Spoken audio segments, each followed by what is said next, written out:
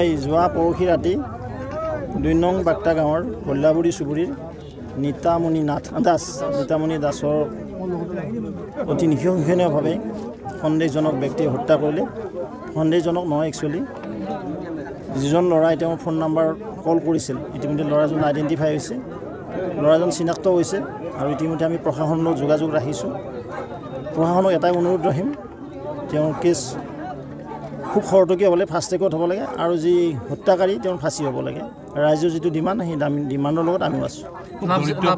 লাভ জিহাদৰ বলি হৈছে নেকি? তেনেকৈ লাভ জিহাদৰ বলি শুনা পোৱা মতে ছোৱালীজনীক বহুদিন ধৰি তেওঁ হেৰি কৰি আছিলে, বিয়া কৰোৱাৰ কাৰণে প্ৰস্তাৱ দি আছিলে। ছোৱালীজনী সেই প্ৰস্তাৱক প্ৰত্যাখ্যান কৰিছিল আৰু প্ৰত্যাখ্যান কৰাৰ পৰিণতি হয়তো কৰুণ মৃত্যু হ'ল। ৰ'ব, আপুনি যে এটা অপৰাধ কৰিবলৈ গৈ আছে, আপুনি জানেনে এই নাবালিকাগৰাকীক এতিয়াই বিয়াত বহোৱাটো যে এটা অপৰাধ, আপুনি জানেনে? অপৰাধ কেনেকৈ? মোৰ ছোৱালী, মোৰ কথা। তুমি যিয়েই নোকোৱা ভূঞা, 18 বছৰৰ তলৰ যিকোনো কন্যা সন্তানৰ বিয়া দিলেই আইনগতভাৱে এক দণ্ডনীয় অপৰাধ। বিয়া দিয়াজন যিমান দায়ী, বিয়া পতাজনো সমানে দায়ী।